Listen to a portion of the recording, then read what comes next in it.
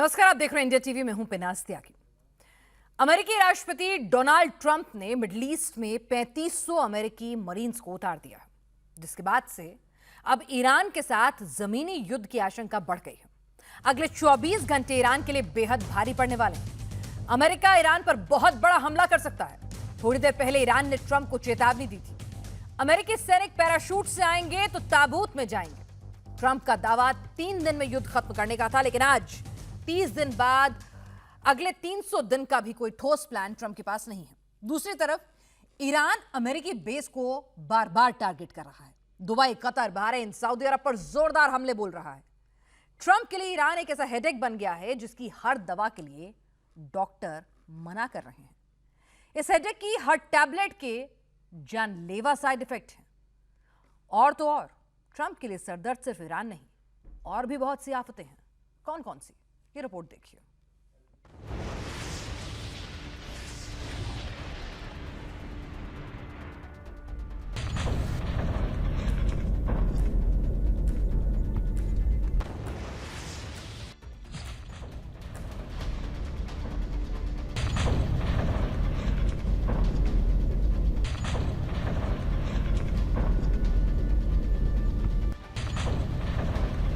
युद्ध के 30 दिन हो गए हैं। ट्रंप न ईरान की रिजीम चेंज कर पाए,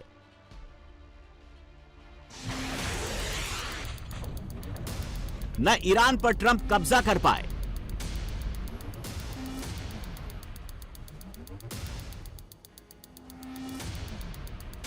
न ट्रंप हॉर्मुज का कुछ कर पाए। ट्रंप को कुछ समझ में नहीं आ रहा है।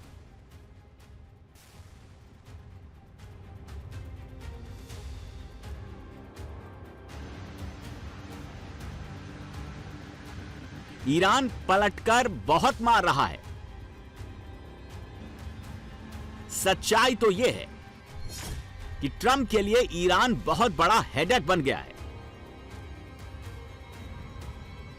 हालत यह है कि इस वक्त ट्रंप सिर्फ कागजी शेर बनकर रह गए हैं। बड़ी बड़ी बातें करने वाले ट्रंप ईरान के आगे ढेर हो गए हैं। इसी से समझ लीजिए कि ट्रंप की हाईटेक मिसाइलें, बड़े बड़े फाइटर जेट्स, बड़े बड़े डिफेंस सिस्टम, सब में ईरान ने छेद कर दिया है।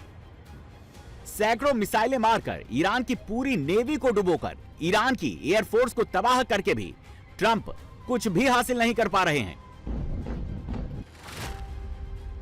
अब ट्रंप जमीनी लड़ाई लड़ने जा रहे हैं। अमेरिका की यूएसएस ट्रिपोली और 31वीं मरीन एक्सपेडिशनरी यूनिट, जो आमतौर पर जापान में तैनात रहती है, यह यूनिट ताइवान के पास एक्सरसाइज कर रही थी।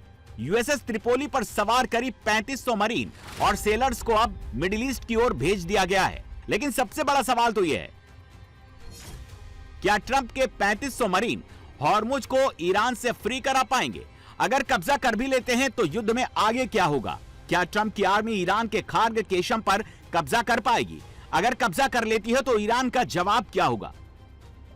सच्चाई तो यह है कि जिस तरह से ईरान की तैयारी है, जिस तरह से ईरान युद्ध लड़ रहा है, जिस तरह से ईरान ने पलटवार किया है, ट्रंप के लिए आसान नहीं है। क्योंकि ट्रंप के लिए सबसे बड़ा हेडेक ईरान का खार्ग है।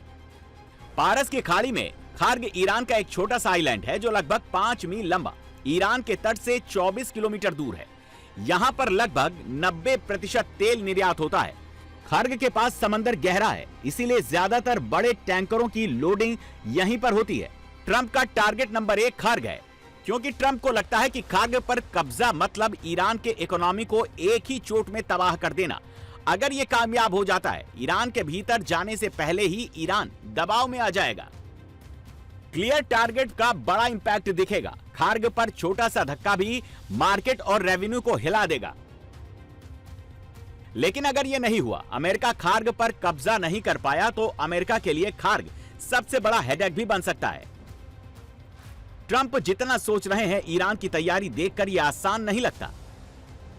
ट्रंप के लिए खार्ग पर बड़ा हेडेक क्यों है, वो केसरिया से मन जोगी हुआ रे, दिल झूमे देखो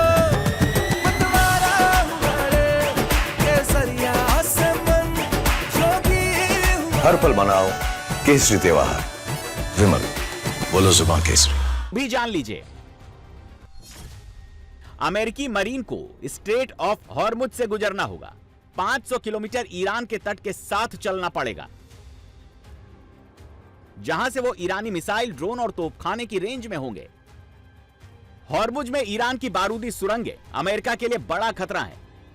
ईरान की मॉस्किटो फ्लीट छोटी छोटी नावों से बचना आसान नहीं है। ईरान के नेवी ड्रोन जो किसी भी टारगेट को तबाह करने की ताकत रखते हैं। जिस मकसद से अमेरिका खर्ग पर कब्जा करना चाहता है, ईरान अपने कुछ एक्सपोर्ट दूसरे रास्तों से कर सकता है। ऐसे में अमेरिका के अपने मरीन की 24/7 सिक्योरिटी बड़ा चैलेंज बन सकती है। ऐसे में ट्रंप अगर ईरान के साथ जमीनी लड़ाई की सोच रहे हैं, तो सच्चाई तो यह है कि ट्रंप के लिए यह आसान नहीं है। ट्रंप का दूसरा टारगेट ईरान का केशम आइलैंड है। केशम ईरान का वो स्ट्रेटेजिक पॉइंट है जहां से ईरान पूरे स्ट्रेट ऑफ हॉर्मुज को कंट्रोल करता है। ट्रंप की रणनीति केशम को कंट्रोल कर हॉर्मुज को ईरान के कब्जे से आजाद कराने की है। ट्रंप अगर केशम पर कब्जा कर लेते हैं, ग्लोबल ऑयल गैस के चोक पॉइंट पर कंट्रोल हो जाएगा। शिपिंग में ईरान के हस्तक्षेप की ईरान की पावर कम हो जाएगी। सिर्फ तेल ही नहीं, पूरे ग्लोबल बिजनेस पर असर पड़ जाएगा। ईरान युद्ध में अमेरिका की बड़ी रणनीतिक जीत हो सकती है,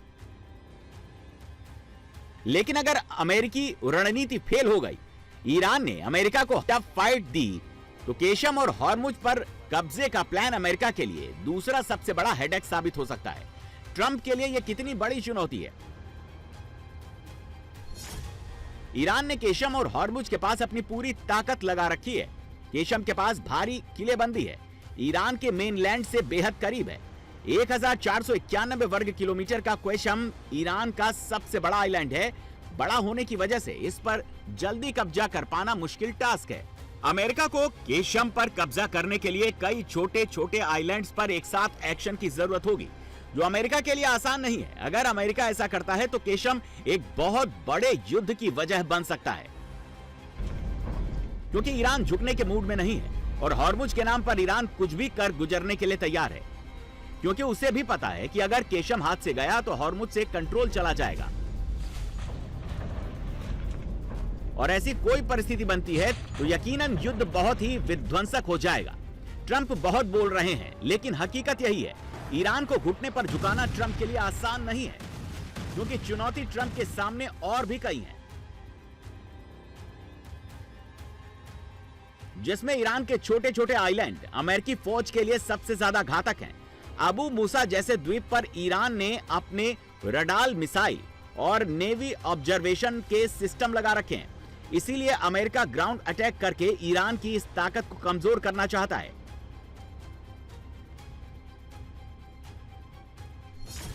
ट्रंप का तीसरा सबसे बड़ा हेडेक अबू मूसा आइलैंड है। अगर ट्रंप अबू मूसा पर कंट्रोल कर लेते हैं तो ईरान के बड़े टारगेट आसान हो जाएंगे, क्योंकि अबू मूसा ईरान की आंख है। अगर अमेरिका ने इसे डैमेज कर लिया तो युद्ध में बहुत बढ़त हासिल कर लेगा, क्योंकि इससे ईरान की सर्विलांस वाली पोजीशन कमजोर हो जाएगी, जिससे अमेरिका आसानी से ईरान पर बड़ा ऑपरेशन करने में कामयाब हो सकता है। अबू मूसा पर कब्जा कम लागत में रिजल्ट ज्यादा दे सकता है। نیروهای مسلح ایران آمادگی 100% دارن در صورتی که خطایی را آمریکایی‌ها انجام بدن در منطقه، خط ساحلی و رفتار ساحلی برای گرفتن ساحل بحرین و امارات را حتما اجرا بکنن. تمرینات بسیار قابل توجهی هم تو این زمینه انجام شده. ورود به ساحل امارات و بحرین رو در دستور کار و تمرینات نیروهای مسلح ما قرار داره و به گونه‌ای معادلات رو تغییر خواهیم داد که به گونه‌ای معادلات رو تغییر خواهیم داد که ان شاءالله حالا مختصاتش و جزئیاتش بمونه برای بعد. लेकिन अगर यहां अमेरिकी फौज फेल हो जाती है तो यह किसी बड़े हेडेक से कम नहीं होगा।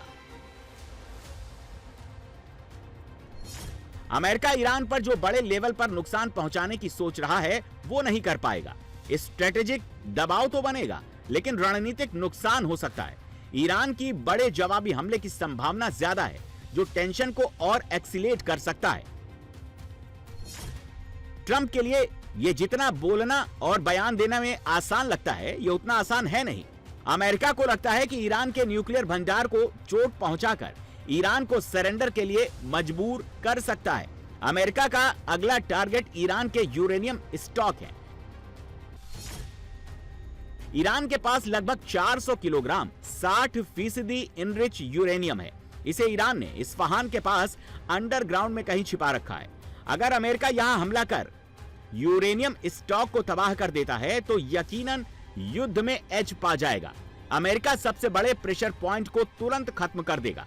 न्यूक्लियर पावर के मुद्दे पर ईरान झुकने को भी मजबूर हो सकता है। हो सकता है कि पूरा युद्ध का रुख ही बदल जाए। लेकिन अमेरिका के लिए यह इतना इजी भी नहीं है। पूरे युद्ध की स्क्रिप्ट ही ईरान के न्यूक्लियर पावर को लेकर लिखी गई है और ईरान अपनी न्यूक्लियर ताकत को गले की नस समझता है। अगर उसे झुकना होता तो वो युद्ध की स्थिति आने ही नहीं देता, और जब बात उसके न्यूक्लियर एसेट की तबाही की आ जाएगी तो वो चुप नहीं बैठेगा। और अगर अमेरिका ईरान के न्यूक्लियर एसेट को तबाह नहीं कर पाया तो बहुत बड़ा अमेरिका के लिए सिरदर्द बन सकता है, क्योंकि ईरान के न्यूक्लियर साइट्स को मिटाना आसान नहीं है। न्यूक्लियर साइट्स को तबाह करने के लिए अमेरिका को ईरान के भीतर अंदर घुसकर ऑपरेशन को अंजाम देना होगा। न्यूक्लियर एसेट्स को ढूंढना और उसे सुरक्षित कर निकालना ईरान के अंदर जाकर आसान नहीं होगा। एक गलती से बड़ा खतरनाक नतीजा हो सकता है। न्यूक्लियर रेडिएशन से लाखों लोगों की जिंदगी पर खतरा हो सकता है, जो ईरान के साथ ही साथ अमेरिकी फौज के लिए बड़ा रिस्की विकल्प है।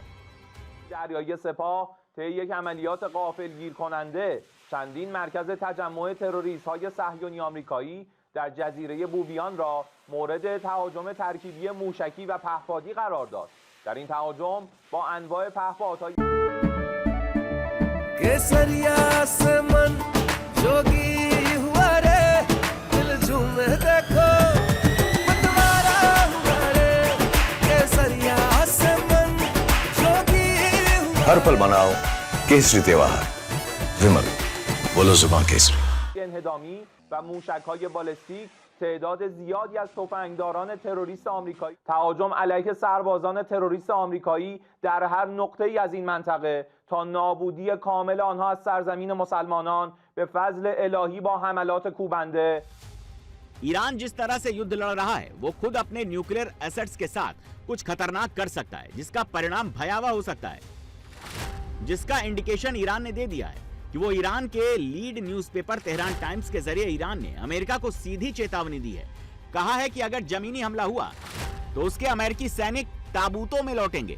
तेहरान टाइम्स के फ्रंट पेज पर वेलकम टू हेल हेडलाइन के साथ पब्लिश की गई है।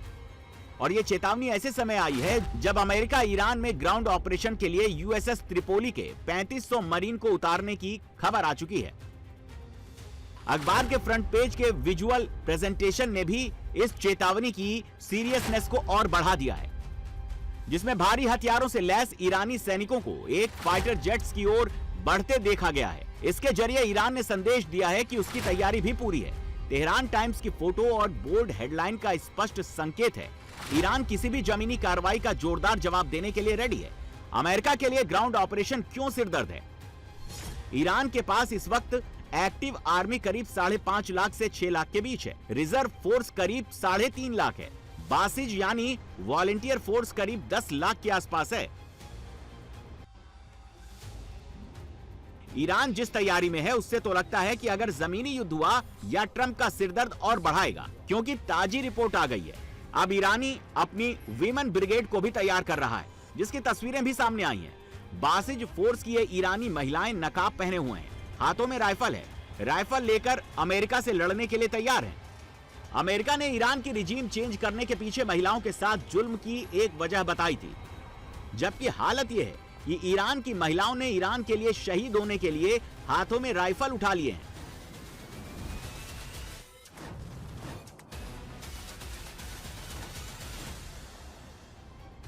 ट्रंप भले ही बड़े बड़े दावे कर रहे हों, लेकिन हकीकत यह है कि ट्रंप जिस ईरान के सिरदर्द की दवाई खा रहे हैं उससे उनका दर्द ठीक नहीं हो रहा, बल्कि दवाई रिएक्शन करती जा रही है। ट्रंप का हेडेक ईरान अब ट्यूमर बनता जा रहा है, जबकि ट्रंप ईरान नाम के सिरदर्द का देसी इलाज करने में लगे हैं, जो फिलहाल ठीक होता नहीं दिख रहा है, क्योंकि ट्रंप के लिए हेडेक एक नहीं कई हैं।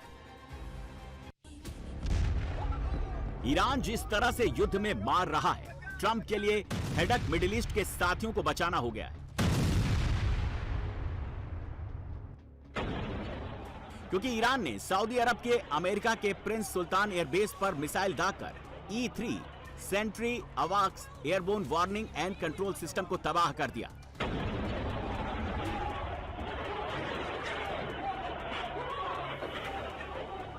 ईरान के Islamic Revolutionary Guard Corps IRGC ने दावा किया कि दुबई में भी उसने अमेरिकी बेस को ठिकाना बनाया, जहां 500 से ज्यादा अमेरिकी सैनिक तैनात थे। कुवैत के अंतर्राष्ट्रीय हवाई अड्डे पर कई ईरानी ड्रोन गिरे हैं, जिसमें एयरपोर्ट का रडार सिस्टम को नुकसान पहुंचा है।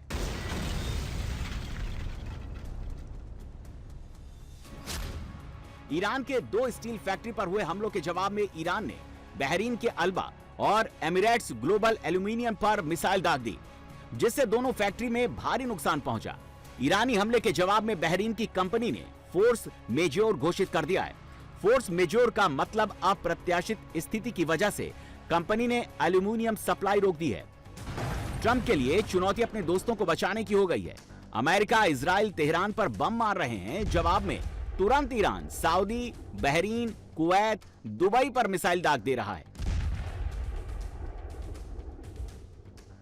और अब तो रूस, नॉर्थ कोरिया और चीन भी ट्रंप का सिरदर्द बढ़ाने जा रहे हैं।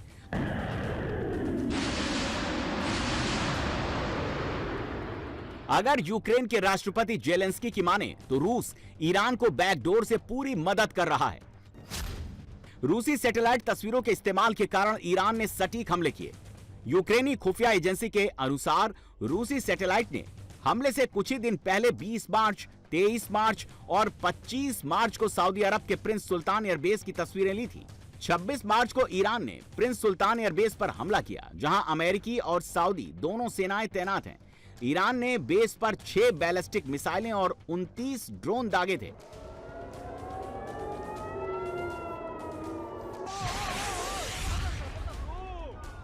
हाल ही में रूस के विदेश मंत्री सर्गेई लारोव ने ईरान के विदेश मंत्री अब्बास अराघची के बीच 27 मार्च को मीटिंग हुई है, जिसमें दोनों ने समाधान की बात कही है, लेकिन अमेरिका और इजरायल की कार्रवाई को आक्रामक बताया है।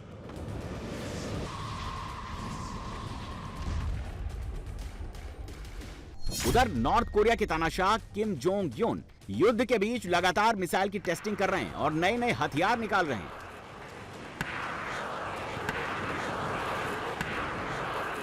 किम जोंग ने हाई थ्रस्ट मिसाइल इंजन का टेस्ट कर ट्रंप का सिरदर्द और बढ़ा दिया है।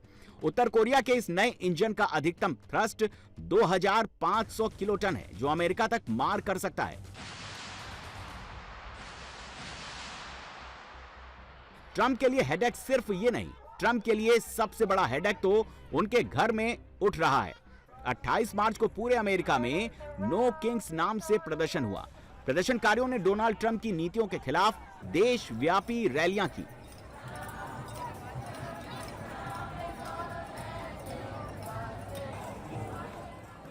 ये उनके दूसरे कार्यकाल का तीसरा बड़ा एकजुट प्रदर्शन था, जिसमें 3000 से ज्यादा कार्यक्रम हुए।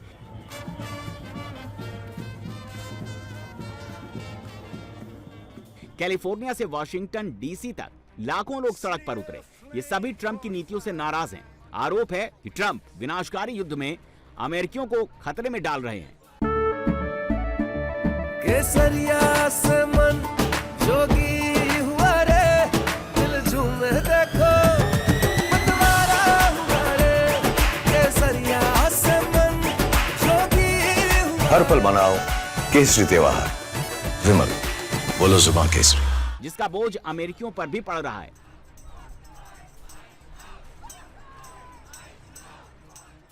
मतलब ट्रंप के लिए चुनौती सिर्फ ईरान नहीं, घर में भी बढ़ गई है।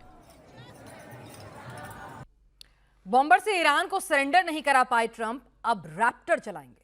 पैट्रियट, थार्ड और अवॉक्स के बाद ईरान ने बर्बाद कर दिया है। ट्रंप का गोला बारूद लगातार कम होता जा रहा है, मिसाइलें कम पड़ रही हैं। बड़े बड़े जंगी बेड़ों को ट्रंप पीछे बुलाने के लिए मजबूर हो गए, यानी पीछे रिवर्स गियर लगाया है। मुस्तफा फुल एक्शन मोड में नजर आ रहे हैं। सऊदी में ईरान ने एक हमले में ट्रंप के 6000 करोड़ के सर्विलांस विमान को 2 टुकड़े कर दिया है। ईरान लगातार अमेरिकी बेसिस को उड़ा रहा है, इजराइल में तबाही मचा रहा है। युद्ध हर दिन के साथ और ज्यादा बढ़ता जा रहा है। ट्रंप अब पोर्टेबल बंकर मांग रहे हैं, और यह सब क्यों हो रहा है, समझाते हैं इस रिपोर्ट से।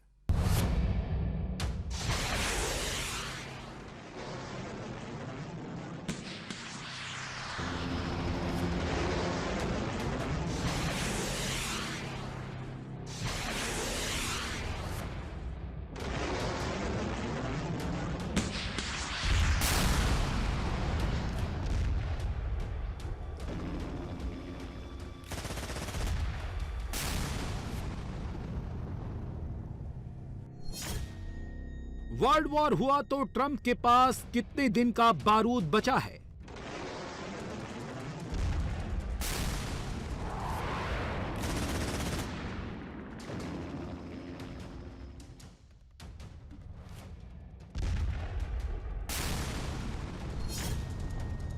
ईरान के हमलों से अरब मुल्कों को ट्रंप कैसे बचाएंगे?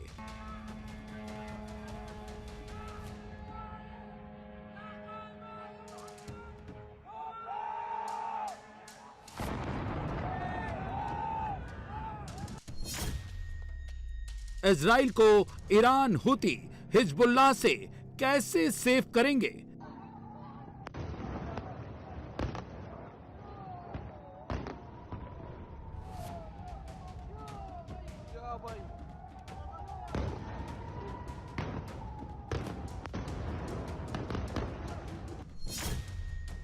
ईरान ने 30 दिन में अमेरिका को एग्जॉस्ट कर दिया है।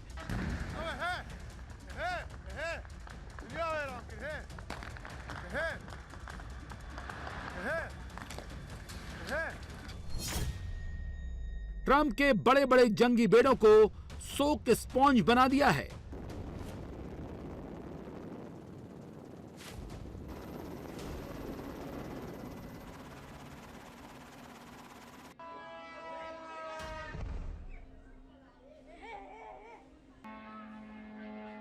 युद्ध में मुस्तबा ने ट्रंप के गुरूर को तोड़ दिया है। ट्रंप 4 हफ्ते में ईरान को सरेंडर कराने आए थे। ईरान को वेनेजुएला समझा था, यहां मामला उल्टा पड़ गया है। ट्रंप अब युद्ध से बाहर जाने का रास्ता तलाश रहे हैं। ईरान उन्हें भागने का मौका नहीं दे रहा। ईरान ने 30 दिन में अमेरिका के 16 फाइटर जेट और सर्विलांस विमानों को गिराकर अमेरिका की युद्ध मशीनरी की आधी से ज्यादा ताकत खत्म कर दी है।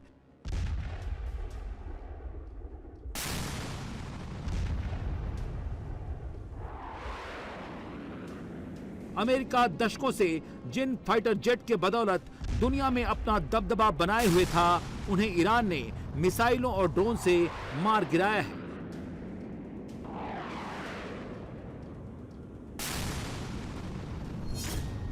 इनमें F-35 फाइटर जेट, जिसकी कीमत वेरिएंट के हिसाब से 600 से 1000 करोड़ तक बैठती है। F-15E ईगल, जिसकी कीमत 700 से 800 करोड़ है। F-18 सुपर हॉर्नेट, जिसकी कीमत 550 से 650 करोड़ है। E-3 सेंट्री अवॉक्स विमान, जिसकी कीमत 6000 करोड़ है। KC-135 स्ट्रेटो टैंकर, जिसकी कीमत 166 करोड़ है। बात सिर्फ पैसे की नहीं है। युद्ध के मैदान में अमेरिका के इन फाइटर प्लेन का नाम ही काफी है। दुनिया की सबसे कमजोर एयरफोर्स वाले ईरान ने इनका काम तमाम कर दिया है।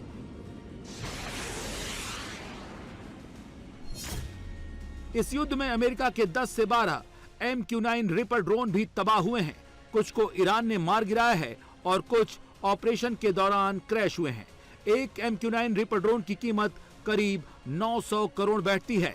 मतलब ईरान युद्ध में सिर्फ रिपर ड्रोन गिराने से अमेरिका के 9000 करोड़ स्वाहा हो गए हैं।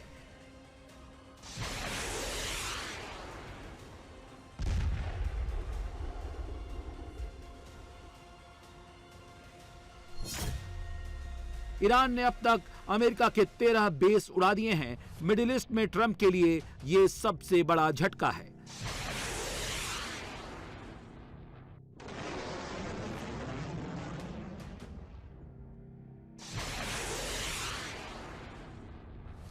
यह सऊदी अरब का प्रिंस सुल्तान एयरबेस है। यहां अमेरिका के टैंकर, विमान, टोही विमान और बड़ी संख्या में सैनिक तैनात हैं।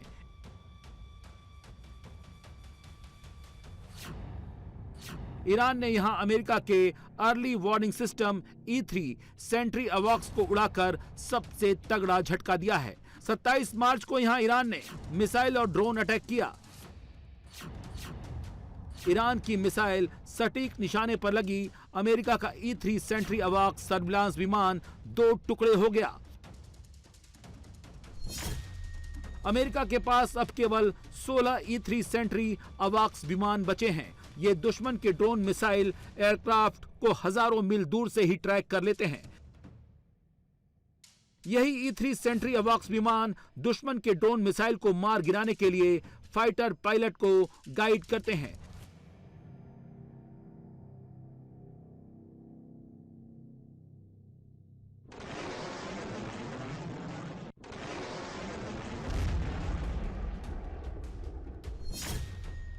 E3 सेंट्री अवॉक्स आसमान में उड़ता हुआ यानी एयरबॉर्न कमांड सेंटर है। इसके ऊपर हिस्से में लगा 30 फीट का रडार 360 डिग्री निगरानी रखता है। एक बार ईंधन भरने के बाद ये 8 घंटे तक हवा में रह सकता है। इसमें दुश्मन की इंफ्रारेड गाइडेड मिसाइलों से बचाने के लिए DIRCM लगा है। ईरान ने सऊदी अरब के प्रिंस सुल्तान एयरबेस में जब इसे हिट किया तब ये एयरबॉर्न नहीं था। ईरान को रूस या चीन कहां से इसकी सटीक पोजीशन मिली, इसकी जांच चल रही है। युद्ध के मैदान में सर्विलांस विमान जहां चलते फिरते कमांड सेंटर की तरह काम करते हैं, वहीं हवा में ईंधन भरने वाले बड़े तेल टैंकर फाइटर प्लेन को बार बार बेस पर आने से बचाते हैं। वो हवा में ही तेल भरकर उनकी फाइटिंग पावर को कई घंटे बढ़ा देते हैं। ईरान युद्ध में ये काम अमेरिका के KC-135 स्ट्रेटो टैंकर कर रहे हैं। 48 घंटे पहले ईरान ने सऊदी के प्रिंस सुल्तान एयरबेस में 3 KC-135 टैंकर विमानों को उड़ा दिया। इन पर मिसाइल और ड्रोन से हमले किए गए। एक के बाद एक कई बैलिस्टिक मिसाइलें ईरान ने चलाकर इन्हें तबाह कर दी।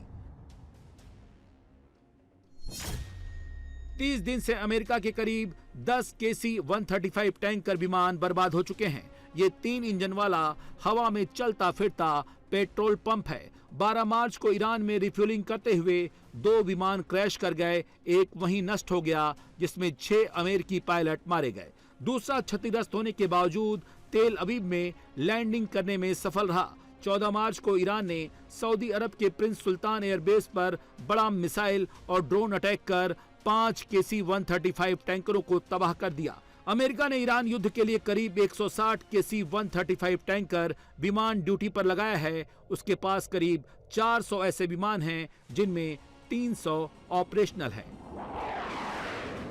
अमेरिका और इजराइल के पास जो सबसे तगड़ा फाइटर जेट है वो है F-35।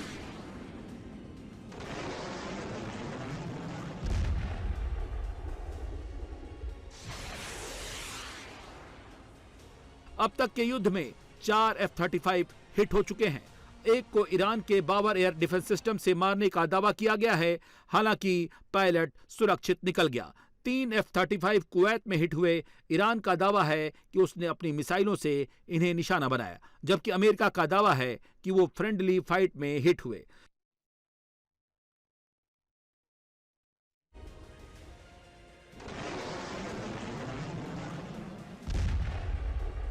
ईरान पर हमला करने से पहले ट्रंप का सबसे बड़ा गुरूर अमेरिका के विशालकाय जंगी बेड़े थे, जिन्हें पानी में तैरती हुई मिलिट्री कह सकते हैं। अमेरिका ने ईरान का गला दबाने के लिए नेवी की 7वीं फ्लीट मिडिल ईस्ट में तैनात की है। इसमें 3 बड़े जंगी बेड़ों के साथ 70 डिस्ट्रॉयर अरब सागर, लाल सागर, भूमध्य सागर और फारस की खाड़ी में तैनात हैं। ट्रंप को अब भी सबसे ज्यादा भरोसा एयर स्ट्राइक पर नहीं, अमेरिका के जंगी बेड़ों और मैरिन्स पर ही है। 10,000 मैरिन्स जवान उन्होंने फिर मिडिल ईस्ट भेजे हैं, जिन्हें हॉर्मुज और खार्ग समेत आसपास के स्ट्रेटेजिक आइलैंड कब्जाने का टारगेट दिया गया है। ईरान ने ट्रंप के जंगी बेड़ों को सोक स्पंज बना दिया है, जो बिना मिसाइल मारे ही समंदर में डूब मरे। ट्रंप के जंगी बेड़ों को सोक स्पंज बनाने के लिए ईरान ने क्या चाल चली है?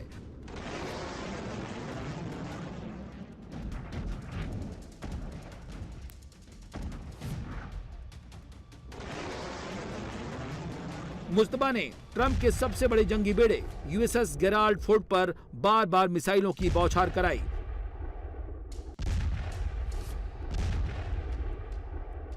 मिसाइलों के साथ ड्रोन अटैक, हुती से हमले कराए, साथ ही कई शिया मिलिशिया ग्रुप से रॉकेट चलवाए।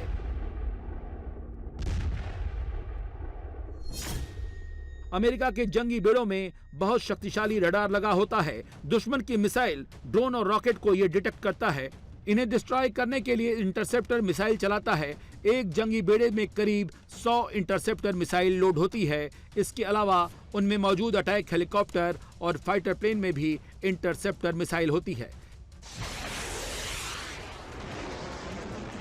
ईरान ने चतुराई दिखाते हुए अमेरिकी जंगी बेड़ों को बार बार निशाना बनाया, जिससे उन्हें बचाव के लिए बार बार इंटरसेप्टर मिसाइलें चलानी पड़ी।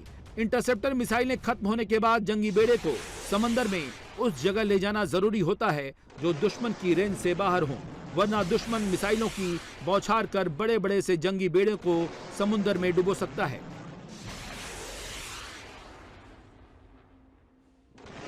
ईरान ने इसी दांव से ट्रंप को चारों खाने चित कर दिया है। ट्रंप को अपना सबसे बड़ा जंगी बेड़ा यूएसएस गेराल्ड आर फोर्ड को ग्रीस के पास भेजना पड़ा है।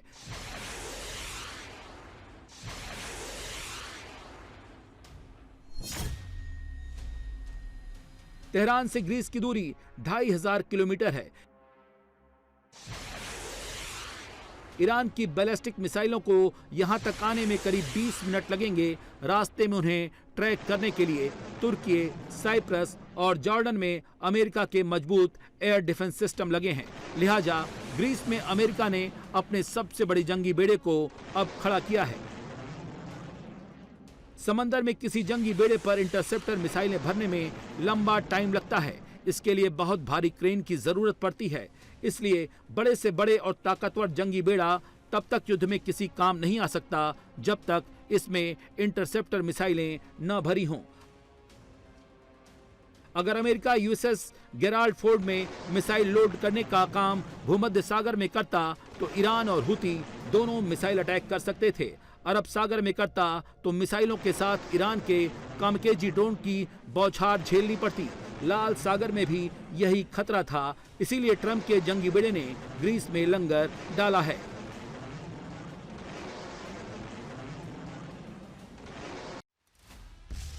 $30 दिन में ही ईरान ने ट्रंप को कैसे युद्ध से भागने के लिए मजबूर किया है। ईरान $10,000 की मिसाइल ट्रंप के जंगी बेड़ों पर चलाता है। $20,000 के स्वार्म ड्रोन से अटैक करता है। मुस्तफा की एक मिसाइल को रोकने के लिए ट्रंप की नेवी को $20 लाख की मिसाइल चलानी पड़ती है।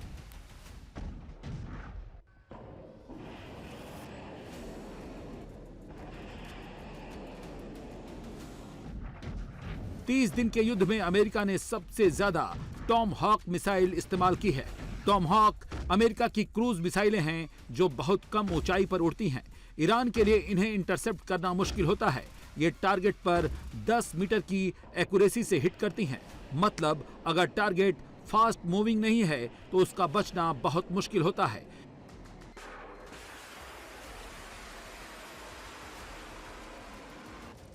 युद्ध जैसे जैसे लंबा खिंच रहा है, ट्रंप के पास टॉम हॉक मिसाइलें और गोला बारूद की कमी होती जा रही है। पेंटागन ने भी टॉम हॉक को लेकर खतरे की घंटी बजा दी है। अमेरिका के पास करीब 3500 टॉम हॉक मिसाइलें हैं।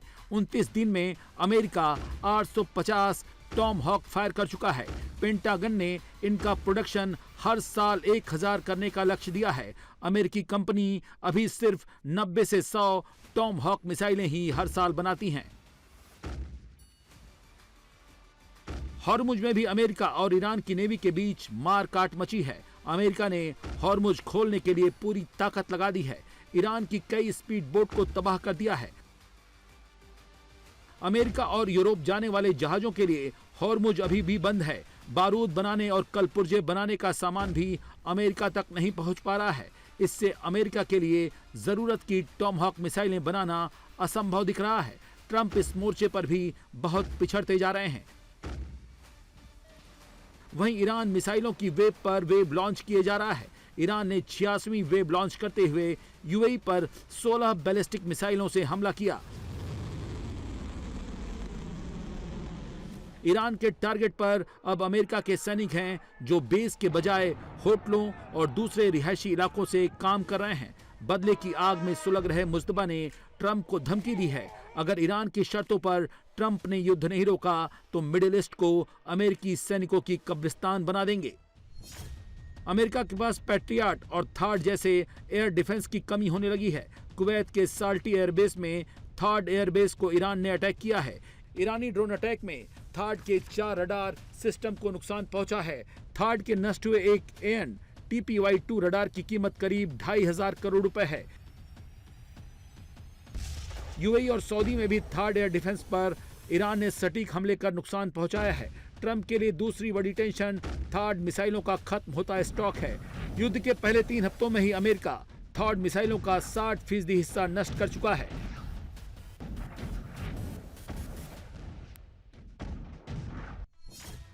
ईरान ने पैट्रियट की 10 बैटरी को नष्ट करने का दावा किया है। बहरीन के रिफा एयरबेस में ईरान ने हमला कर पैट्रियट सिस्टम को बर्बाद कर दिया। मिडिल ईस्ट में पैट्रियट की कमी हो गई है। अमेरिका ने दक्षिण कोरिया में लगा पैट्रियट सिस्टम यहां लगा दिया है। अमेरिका के पास पैट्रियट में लगने वाली मिसाइलों का स्टॉक तेजी से खत्म हो रहा है। पैट्रियट के लिए अमेरिका हर साल 270 इंटरसेप्टर खरीदता है। अमेरिका को अगर मिडिल ईस्ट में अपने सैनिकों को बचाना है तो पैट्रियट के इंटरसेप्टर का प्रोडक्शन भी तेज करना पड़ेगा। 30 दिन में ईरान अपर हैंड पर है, मगर अमेरिका के पास इतनी ताकत है कि वो युद्ध का सीन बहुत जल्दी बदल सकता है। ये तस्वीर ईरान में अमेरिकी मिसाइल के सटीक हमले की है। ईरान अब तक नहीं जान पाया कि ये कौन सी मिसाइल है जिसे अमेरिका ने चलाया, जिसमें 21 लोग मारे गए। युद्ध में ईरान भले ही ज्यादा दमदार दिख रहा है, लेकिन अमेरिका कभी भी गेम चेंज कर सकता है। अमेरिका के पास मिनटमैन 3 जैसे धाकड़ मिसाइल हैं जो 13,000 किलोमीटर जाकर तबाही मचा सकती है। इसमें गैर परमाणु वॉरहेड और परमाणु वॉरहेड दोनों ले जाया जा सकता है। इसके लिए अमेरिका को मिडिल ईस्ट आने की जरूरत भी नहीं पड़ेगी। ट्रंप ये भी कह सकते हैं कि अब अमेरिका युद्ध से हट रहा है, अपनी सेना को वापस ले जा रहा है। तभी वो अमेरिका की धरती से ही मिनटमैन के कुछ ही मिनट में ईरान को खत्म कर सकते हैं। अमेरिका ने युद्ध शुरू होने से पहले ही ओहिया क्लास की पनडुब्बी को अरब सागर में तैनात कर दिया था। इसमें 20 ट्राइडेंट 2 D5 मिसाइलें लगी हैं। समंदर के नीचे से जब ट्राइडेंट फायर होगी तो 12,000 किलोमीटर दूर तबाही मचाएगी। ये एक साथ 8 वॉरहेड ले जा सकती है। तब 7,600 किलोमीटर दूरी तक टारगेट पर सटीक निशाना लगा सकती है। अमेरिका की सरकार में भी ईरान को लेकर मतभेद बढ़ते दिख रहे हैं। जेडी वेंस कुछ और कह रहे हैं, रूबियो कुछ और बता रहे हैं। ट्रंप बिल्कुल ही अलग लाइन पर चल रहे हैं। जेडी वेंस कह रहे हैं वो तोड़ फोड़ कर ईरान से जल्द निकल जाएंगे, वहां 1-2 साल तक नहीं लड़ते रहेंगे। अब इस खबर को देखिए, आपको पता चल जाएगा कि ईरान का युद्ध किस करवट बैठने वाला है। अमेरिका ने पोर्टेबल बंकर की डिमांड की है। कंपनी को सिर्फ 3 दिन का टाइम दिया गया है। बंकर ऐसा होना चाहिए जिसे मिसाइल नहीं तोड़ पाए, ड्रोन और रॉकेट अटैक से कोई नुकसान नहीं हो। बंकर में मौजूद सैनिक किसी भी हमले में सुरक्षित रहें।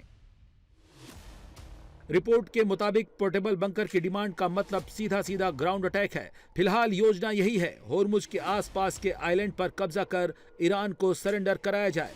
उससे पहले होर्मुज और तेहरान तक IRGC की जितनी इमारतें और बंकर हैं उन्हें तबाह कर दिया जाए। ईरान के पारचीन मिलिट्री बेस पर भी बीती रात अमेरिका इजराइल ने तबाही मचा दी है। B-2 बॉम्बर से बमबारी कर IRGC को तगड़ा नुकसान पहुंचाया गया है।